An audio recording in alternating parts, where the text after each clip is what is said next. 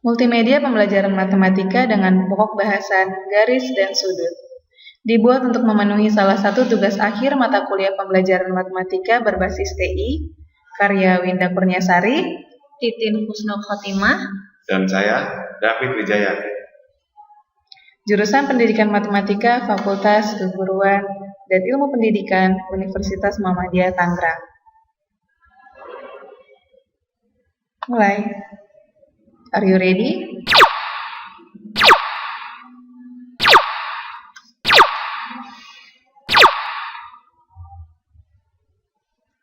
Mari kita baca Bismillahirrahmanirrahim. Bismillahirrahmanirrahim. Sudut adalah suatu daerah yang dibentuk oleh dua buah sinar garis yang titik pangkalnya berimpit atau bersekutu. Kalau sinar garis apa? Mau tahu lebih jauh mengenai garis dan sudut? Yuk kita klik start untuk memulai.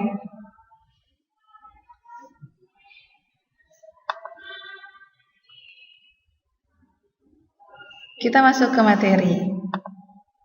Ada garis, sudut, dan hubungan antar sudut. Kita ke garis dulu ya. Garis, ruas garis, dan sinar garis. Garis AB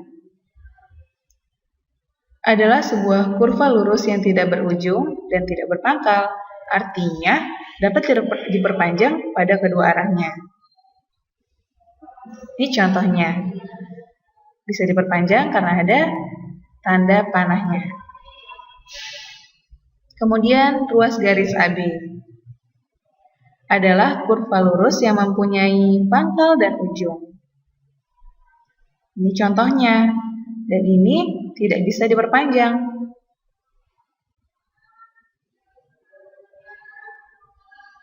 Sinar AB adalah kurva lurus yang berpangkal tetapi tidak berujung. Nah, ini contoh sinar garis AB. Kemudian, kedudukan garis. Dua garis yang sejajar. Apabila kedua garis tersebut terletak pada satu bidang datar dan kedua garis tersebut tidak berpotongan. Nah, ini contohnya dua garis yang sejajar.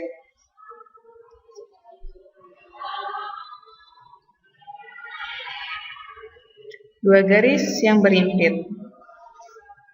Apabila garis tersebut terletak pada satu garis lurus sehingga hanya terlihat sebagai satu garis lurus saja.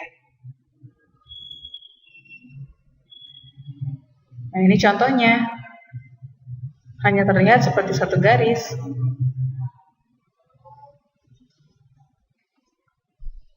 Dua garis yang berpotongan. Apabila garis tersebut terletak pada satu bidang datar dan mempunyai satu titik potong. Ini contohnya. Kita kembali ke home. Sekarang kita akan menjelaskan tentang sudut. Menemukan konsep sudut. Sudut adalah suatu daerah yang dibentuk oleh dua buah sinar garis yang titik pangkalnya berimpit atau bersekutu. Nah, seperti ini. Dinamakan dengan sudut ABC yang disimbolkan dengan sudut B. Bagian-bagian sudutnya yang pertama kaki sudut, ada titik sudut, dan daerah sudut.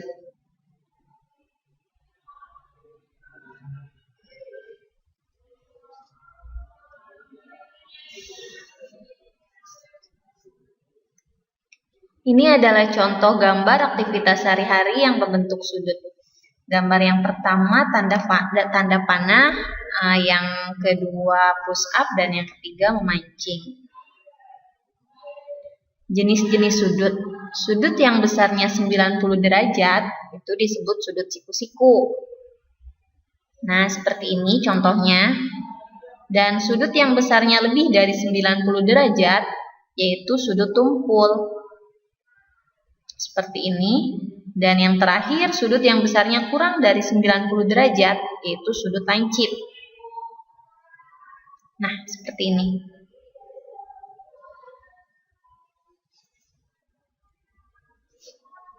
Sudut saling berpelurus.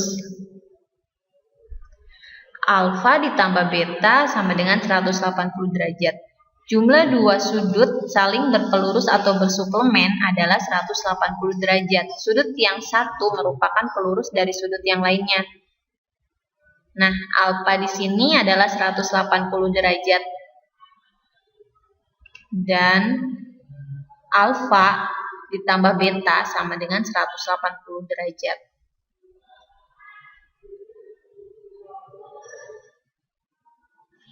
Sudut saling berpenyiku. Alfa plus beta sama dengan 90 derajat. Jumlah dua sudut yang saling berpenyiku atau berkomplemen adalah 90 derajat. Sudut yang satu merupakan penyiku dari sudut yang lain. Nah, seperti ini. Alfa plus beta sama dengan 90 derajat besarnya.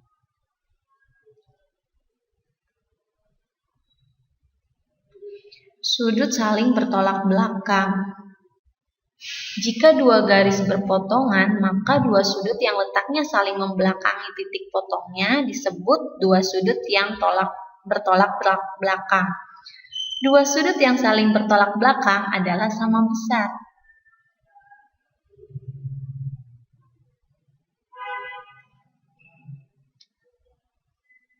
Nah, alfa 1 bertolak belakang dengan alfa 2. Dan beta 1 bertolak belakang dengan beta 2. Nah, sekarang kita lanjut ke materi hubungan antar sudut.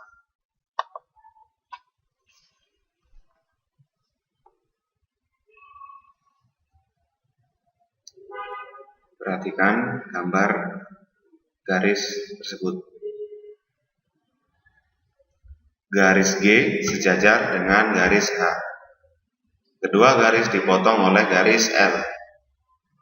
Garis L memotong garis G di titik P dan garis L memotong garis H di titik Q, sehingga membentuk sudut P1, sudut P2, sudut P3, sudut P4, sudut Q1, sudut Q2, sudut Q3, dan sudut Q4.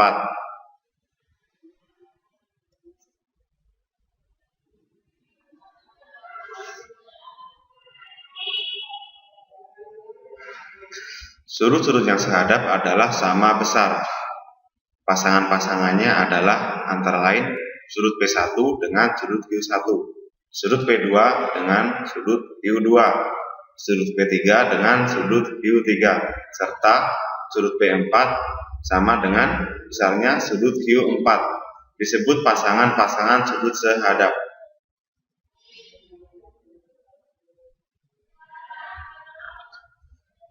Sudut-sudut dalam sepihak. Bisa dilihat gambarnya di samping. Sudut A4 dalam sepihak dengan sudut B1. Sudut A3 dalam sepihak dengan sudut B2. Kemudian ada lagi sudut-sudut luar sepihak. Antara lain sudut A1 luar sepihak dengan sudut B4. Sudut A2 luar sepihak dengan sudut B3. Jika dijumlahkan A1 plus B4 sama dengan 180 derajat dan A4 ditambah dengan B1 berjumlah juga dengan 180 derajat.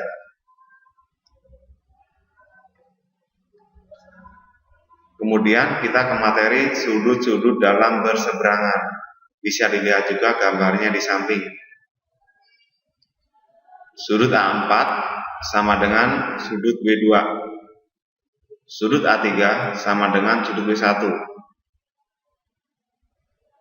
Selain itu ada pula sudut-sudut luar berseberangan. Sudut A1 sama dengan sudut B3. Sudut A2 sama dengan sudut B4. Mari kita lihat pernyataan berikutnya. Sudut dalam berseberangan dan luar berseberangan besarnya adalah sama.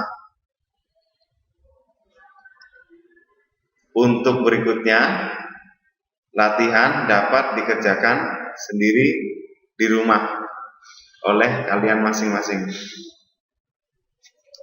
Selamat mengerjakan.